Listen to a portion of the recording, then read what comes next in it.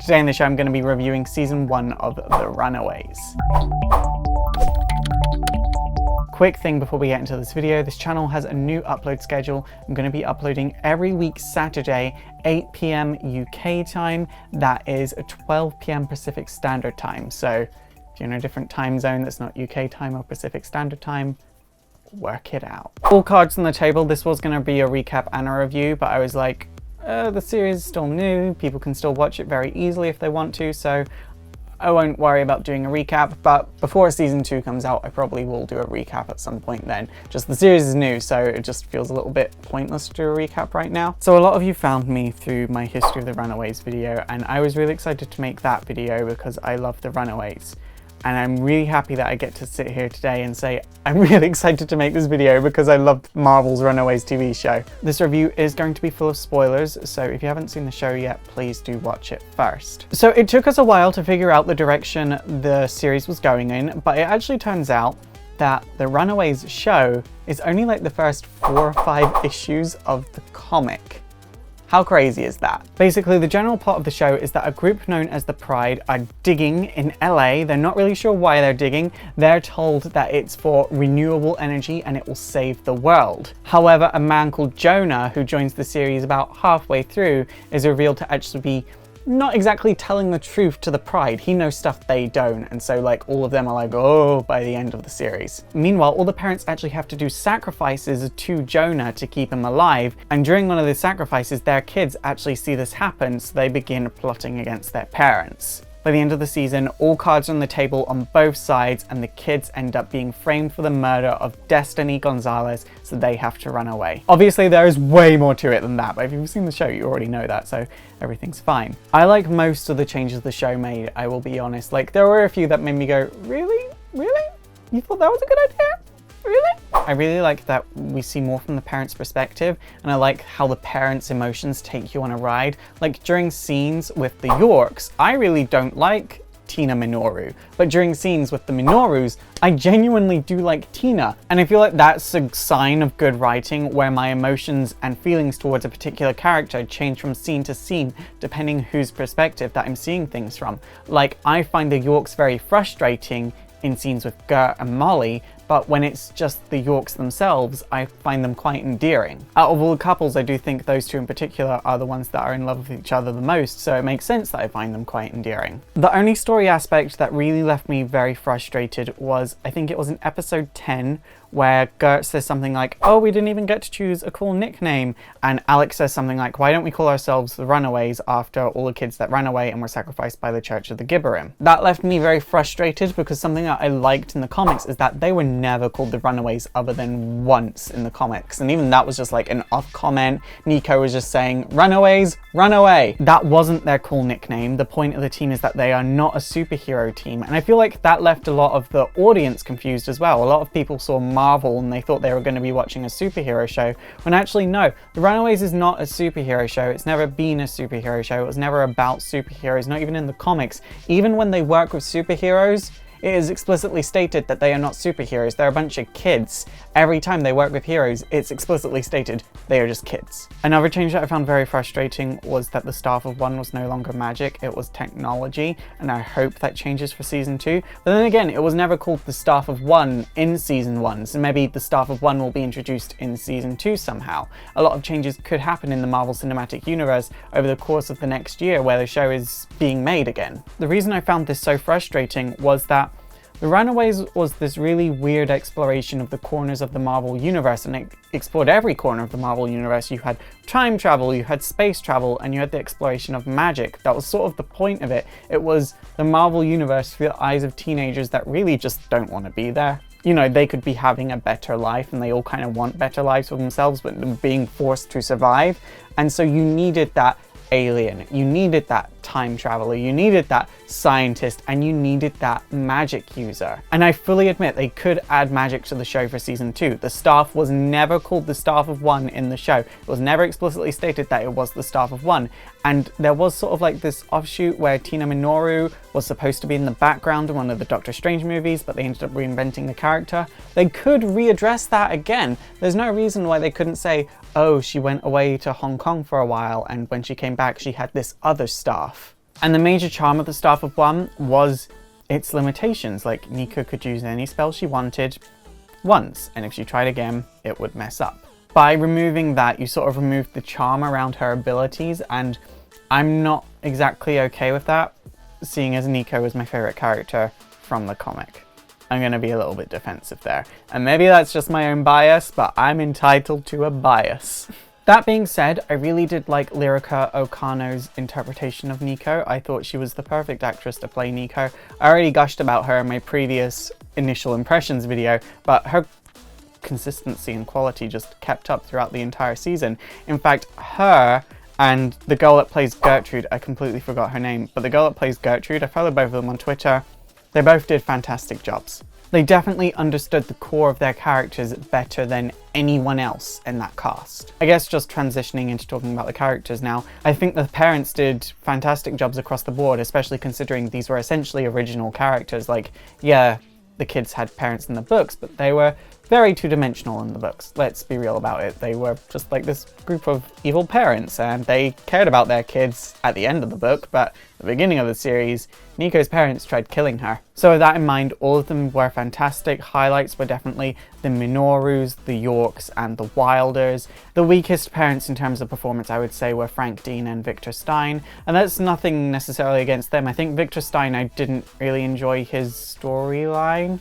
Like, in the comics, Chase did have an abusive dad, but at the same time, he was weedy, and Chase was allowing himself to be beat up because he was his dad, and I think if they had gone that route in the show, it would have created this very interesting dynamic, and I will admit I sort of cheered a bit inside when his character was killed off, because honestly, I found him very annoying, and I don't want him to recover, because I found that character that annoying. Sorry about it. I think the guy that played Frank Dean did a very good job, but his performance was weaker in comparison to everyone else, and he did sort of have less screen time, and I don't understand his motivations behind betraying his daughter, because at the time he betrayed his daughter, he didn't know that she wasn't his daughter, so that means he cares more about the church than he cares about his daughter, so that's a whole thing, and I just wasn't there for it. I wasn't feeling it, and surely if he's angry that she's not his daughter, he wouldn't be going to Jonah. So I don't know, like, that whole Frank Dean situation is a mess and it needs to be cleaned up. And I fully believe it will be cleaned up in season 2, because right now I just have a lot of questions and I'm like, this is not making sense. Maybe they'll make it make sense later. Going back to the kids, I've already said I found Nico very strong. Guy that plays Alex, again, very strong. I do still think he'll be the mole, because in the comics we had no idea which one was the mole until the very last moment. He's vastly different from his comic book counterpart though, because in the comics he has the Ring of the Abstract and the Book of the Abstract, which sort of give him the role of tactician, whereas in the show he's supposed to be this hacker, but every bit of evidence he ever tries to come across ultimately fails. And while he did come up with that plan for the gala, it wasn't exactly highlighted and it was just once, so hopefully going forward he will be more of a tactician. The girl that plays Carolina, and I'm sorry, I'm gonna call her Carolina because I've been calling her Carolina since 2003. I'm not gonna change it now. She did a really good job. I feel like she understood this version of Carolina, but I feel like she was vastly different from the comics. The comics one is a lot more insecure, and I would like to explore those insecurities a lot more. While this version was a lot more insecure, she was insecure about her sexuality, and I never got that from the comic book counterpart. And I would like to know what the Church of the Gibborim thinks about homosexuality, because it was never really properly addressed, and I would like that to be properly addressed. The girl that plays Molly was great. This version of Molly is a whole new character. I'm gonna put that out there. Molly Hernandez is not Molly Hayes by any shot of the imagination. Molly Hayes is younger, she's a mutant, there's everything there going on, and I think really what they did was they invented a whole new character with a whole new backstory that just happens to be paired with these existing characters so they could get around the whole not being able to use mutants thing. Maybe this will change now that Marvel have bought out Fox, and maybe we'll even get a cameo from the actual Molly Hayes. Maybe Molly Hayes will work with the Marvel Cinematic X-Men rather than being a part of the Runaways, because Molly Hernandez is already established. Or maybe they'll turn Molly Hernandez into a mutant. I don't know. All I know is this version of Molly was just not Molly Hayes. But I'm not mad about it. The way this actress performed was great. She really sort of understood the script. And even though she's so young, she's like 15 now. She's only like just turned 15, or maybe she's still 14. I don't know. She's really young, and I appreciate that she's that good of an actress at that age. Because even though I was on stage when I was that age, I was not that good. I was being paid to act, and I was not as good as her. So I kind of feel like, wow, past me was kind of a piece of crap.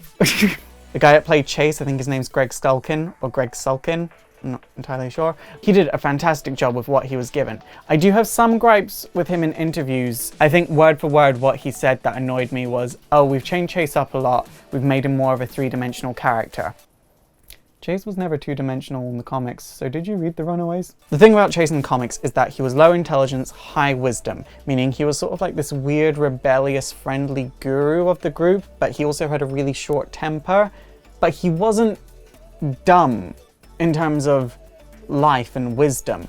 And they seem to have flipped that. So this version of Chase is low wisdom, high intelligence by the way he's a jock. And I'm not here for it. This version of Chase's dynamic does not work with the rest of the cast, in my opinion. It sort of pushes Alex aside a bit because Alex was supposed to be high intelligence and high wisdom. So because you've got two guys that are high intelligence, it sort of lessens the importance of Alex and ultimately sort of brings to question, why is he there other than the story? But you have to ask yourself, what do every single one of these bring to the table? And because of this change of Chase, all of them bring something to the table other than Alex. If they had kept Chase as high wisdom, low intelligence, Alex would have a place there. All of the cast's performances were strong. The story was great outside of my few gripes. Definite highlights have to be, we got to know Destiny before she was sacrificed. Early on, that was a great move. It made you really care about the character. She wasn't just like this random prostitute girl with blue hair. Like, she was an actual character. I like that the Church of the Giverim is a thing. And I like towards the end of the series, we discovered there's a thing living at the bottom of that giant hole, which might be the Giverim.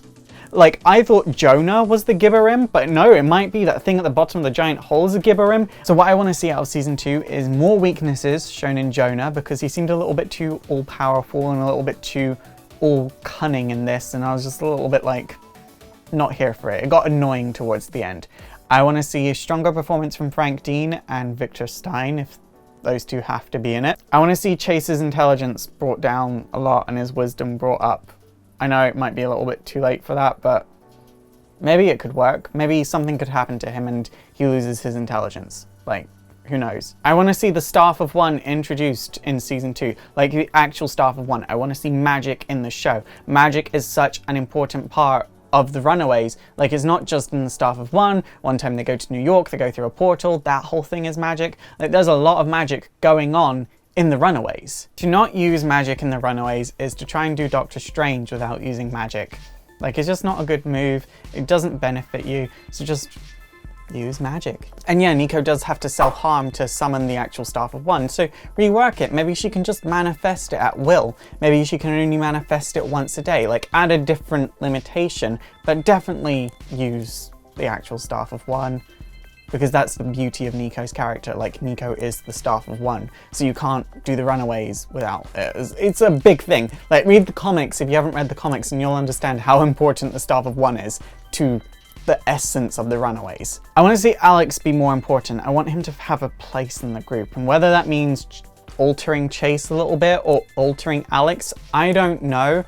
But like I said, Alex isn't bringing anything to the table at all right now. And maybe that will be brought up in the next season. Maybe it will be a little bit like, so Alex, what is it exactly that you do here? And that can be the arc he goes through that ultimately leads him to becoming the mole. Maybe he's already the mole because we saw that one text. Maybe he is already the mole, and that's why he is the mole, because all of these kids have these amazing special things and all he has is being angsty. Like, who knows? I just need him to be able to do something.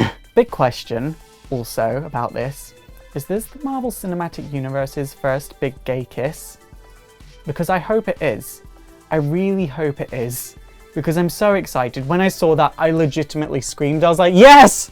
Finally! Like, I'm so happy that the MCU has its possible first big gay kiss. If it was already done in another show, because I don't watch all the Marvel show, I don't watch Agents of S.H.I.E.L.D. because to me it sort of comes across as interns of S.H.I.E.L.D., so I'm not a big fan of it. How this was done in the show is much better than how it was done in the comics. It was done with a lot more respect, and it's showing like Nico might be willing to experiment, and I'm happy to see that because the two of them are best friends in the comic. Like, they are so close in the comic, and maybe this will ultimately lead them on to sort of saying, okay, I don't really feel like this towards you. I just want to be your friend, but I still want to be your best friend. I want to be your closest friend.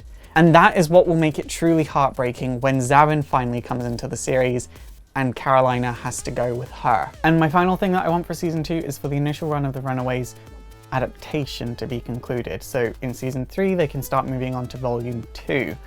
Ultimately, I love the Runaways, I really do, but the good stuff happens in the second run. You have a Zavin in the second run, you have the new pride, you have Gertrude's death. Like, season 3, Zavin. Season 4, Gertrude's death. Like, it would be so amazing, and I know I'm already planning Gertrude's death and it's so tragic, and I know when it finally happens I'm going to cry so hard, but at the same time I love the Runaways so much. And I love this so much. It's definitely my favorite Marvel Cinematic Universe show. Honestly, as much as I've got my complaints, regardless of what they do, probably gonna love it now. The show is my bias. I'm happy with it. Quick thing before I go, just a reminder that my new upload day is going to be every Saturday. So every Saturday I'm going to upload. I will always tell you at the end of the video or at the beginning of a video if this will change, if you'll get a new video in the week, but consistently Saturdays from now on. Okay guys, that is it for today. So what do you think of the Runaways? Please let me in the comments down below. Also don't forget to thumbs up, subscribe to all of my social links, hit the notification button, and I will see you next time.